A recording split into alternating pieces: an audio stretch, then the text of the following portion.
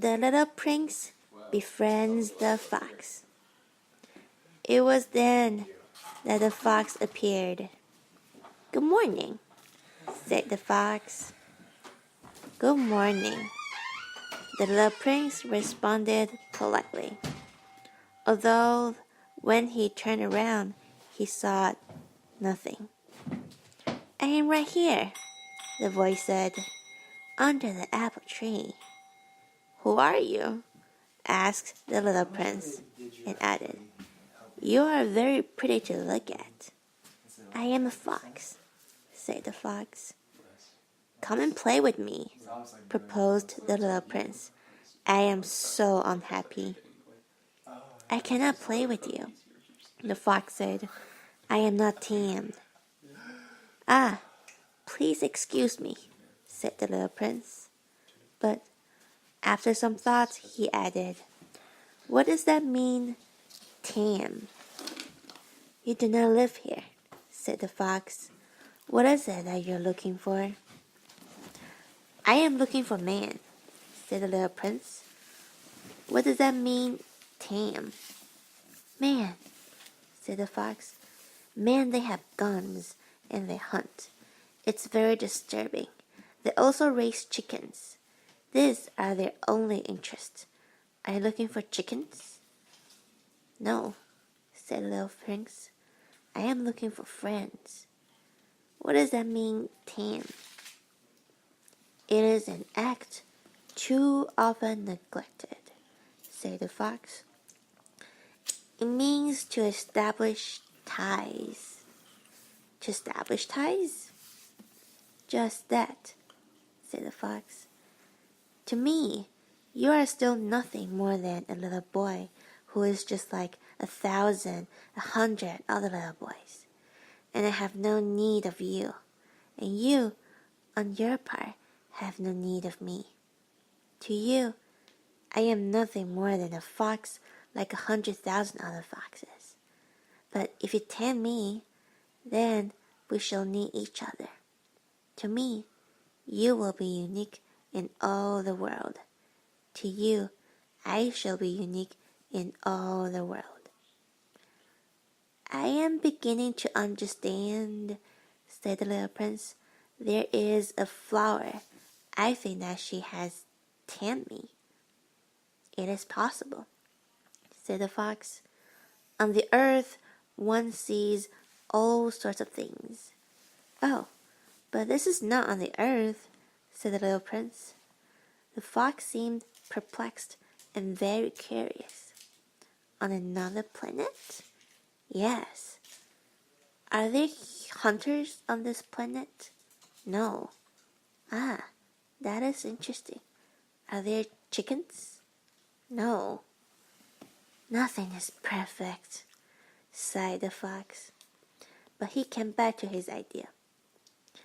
"My life is very monotonous," said the fox here.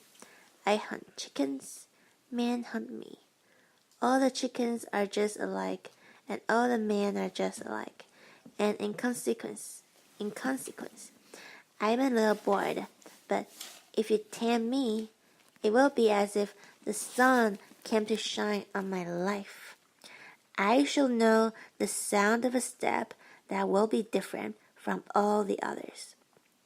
Other steps send me hurrying back underneath the ground.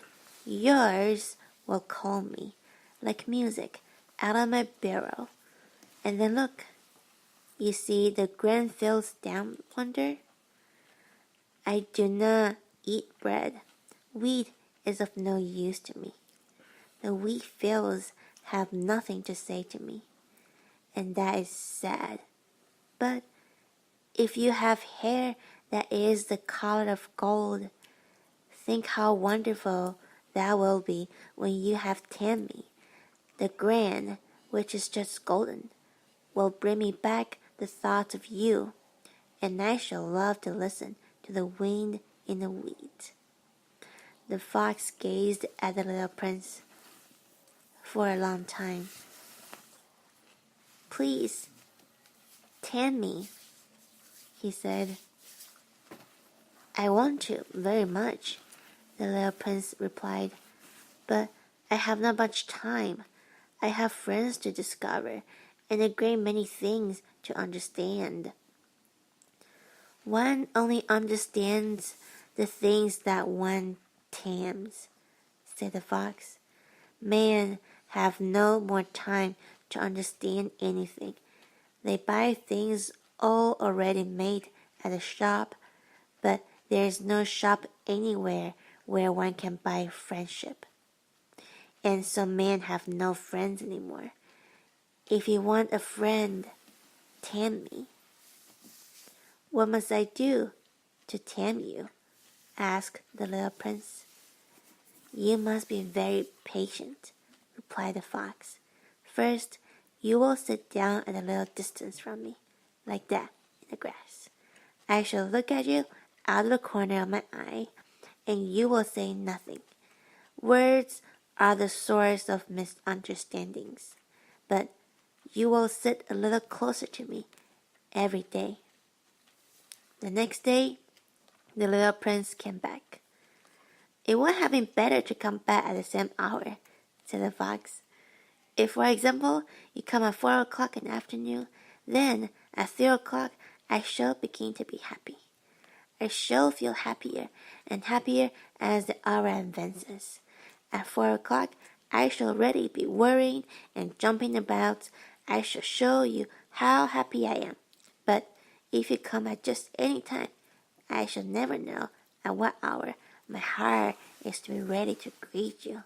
One must observe the proper rites. What is a rite? Asked the little prince. Those also are actions too often neglected, said the fox.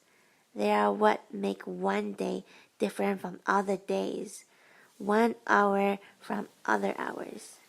There is a rite, for example, among my hunters. Every Thursday they dance with the village girls, so Thursday is a wonderful day for me. I can take a walk as far as the vineyards.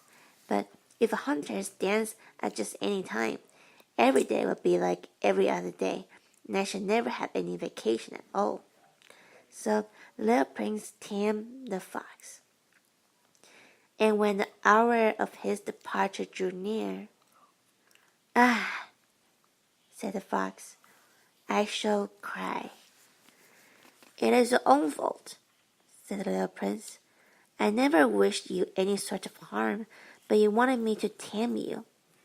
"Yes, that is so," said the fox. "But now you are going to cry," said the little prince. "Yes, that is so," said the fox. "Then it has done you no good at all." "It has done me good," said the fox, "because of the call of the wheat fields." And then he added, "Go and look again at the roses. You will understand now that yours is unique in all the world. Then come back to say goodbye to me, and I will make you a present of a secret." The little prince went away to look again at the roses. "You are not all like my rose," he said. "As yet you are nothing. No one has tamed you, and you have tamed no one. You are like my fox. When I first knew him, he was only a fox, like 100,000 other foxes. But I have made him my friend, and now he is unique in all the world." And the roses were very much embarrassed. "You are beautiful, but you are empty," he went on. "One could not die for you. To be sure, an ordinary passerby would think that my rose looked just like you, the rose that belongs to me. But in herself alone, she is more important than all the hundreds of you other roses, because it is she that I have watered, because it is she that I have put under the glass globe, because it is she that I have sheltered behind the screen, because it is for her that I have killed the caterpillars, because it is she that I have listened to when she grumbled or boasted, or even sometimes when she said nothing, because she is my rose."